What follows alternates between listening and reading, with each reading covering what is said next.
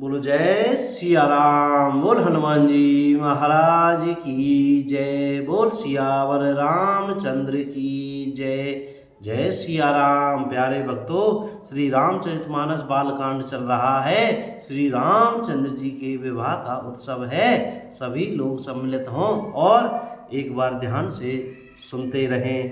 तब वशिष्ठ जी की आज्ञा पाकर जनक जी ने विवाह का सामान सजाकर मांडवी जी, श्रुतकीर्ति और उर्मिला जी, इन तीनों राजकुमारियों को बुला लिया।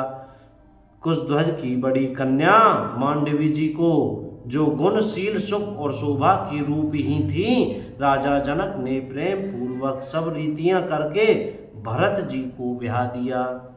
जानकी जी की छोटी बहन उर्मिला जी को सब सुंदरियों में शिरोमणि जानकर उस कन्या को सब प्रकार से सम्मान करके लक्ष्मण जी को ब्याह दिया, और जिनका नाम श्रुतकीर्ति है और जो सुंदर नेत्रों वाली, सुंदर मुख वाली, सब गुणों की खान और रूप तथा शील में उजागर है, उनको राजा ने शत्रुघ्न को ब्याह दिया।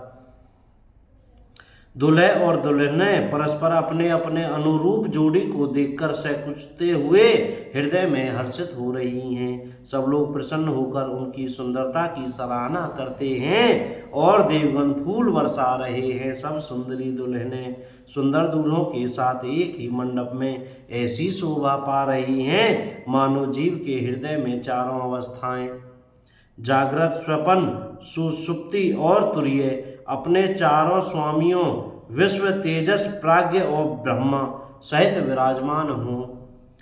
मुदित अवधपति सकल सुत बंधुन समेत निहारी, जनु पाए महिपाल मणि क्रियन सहित फलचारी।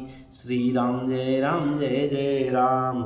सब पुत्रों को बहुओं सहित देखकर अब नरेश दशरथ जी ऐसे आनंदित हैं मानो वे राजाओं की श्रोमणी क्रियाओं, यज्ञ क्रिया, श्राद्ध क्रिया, योग क्रिया और ज्ञान क्रिया सहित चारों फल, अर्थ, धर्म, काम और मोक्ष पा गए हों। भैया जाके चारों छोरान के ब्याह है हों, उसके पिताजी तो बड़े आनंद में ही रहेंगे। तो जसी रघुबीर ब्याह विधि बरनी, सकल कुंवर ब्याहे ते करनी। श्री रामचंद्र जी के विवाह की जैसी विधि वर्णन की गई, उसी रीति से सब राजकुमार विवाहे गए। दहेज की अधिकता कुछ कही नहीं जाती। सारा मंडप सोने और मणियों से भर गया।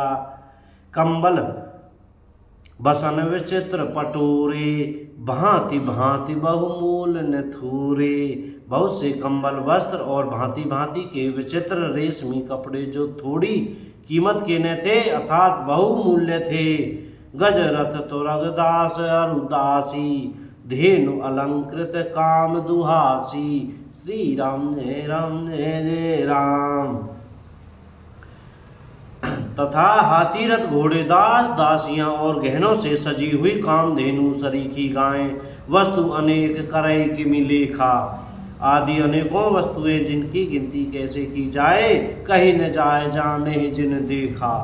उनका वर्णन नहीं किया जा सकता, जिन्होंने देखा है वही जानते हैं। लोकपाल अब लोक सिहाने, लीन अवधपति सब सुख माने। और उन्हें देखकर लोकपाल भी सिहा गए। अवधराज दशरथ जी ने सुख मानकर प्रसन्नचित्त से सब कुछ ग्रहण किया। दीन जाच कहीं जो जेहि भावा, उबरा सो जनवा से ही आवा।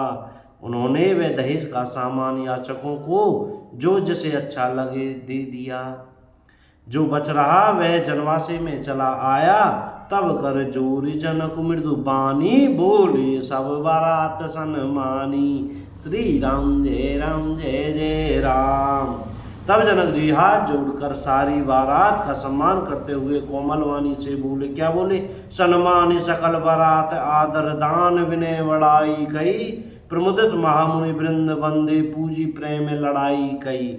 सुरनाय देव मनाए सब सन कहत, कर संपुट किए सुर साधु चाहत, भाव सिंधु की तोष जल अंजलि दिए। श्री राम जय जय राम। आदर दान विनय और बड़ाई के द्वारा सारी बारात का सम्मान कर राजा जनक ने महान आनंद के साथ प्रेम पूर्वक लड़ाकर लाड़ करके मुनियों के समूह की पूजा एवं वंदना की। सिर नवाकर देवताओं को मनाकर राजा हाथ जोड़कर सबसे कहने लगे कि देवता और साधु तो भाव ही चाहते हैं, वे प्रेम से ही प्रसन्न हो जाते हैं। उन पूर्ण काम महानुभावों को कोई कुछ देकर कैसे संतुष्ट कर सकता है? क्या एक अंजलि जल देने से कहीं समुद्र संतुष्ट हो सकता है? बोल सियावर रामचंद्र की जय। कर जोरी जनक बहोरी बंधु समेत कौशल राय सो, बोले मनोहर बैन सानी सने शील सुभाए सो। श्री राम जय जय राम। आज की कथा यही विराम करते हैं। कोई गलती हो गई हो तो क्षमा करें। सीताराम। राधे श्याम।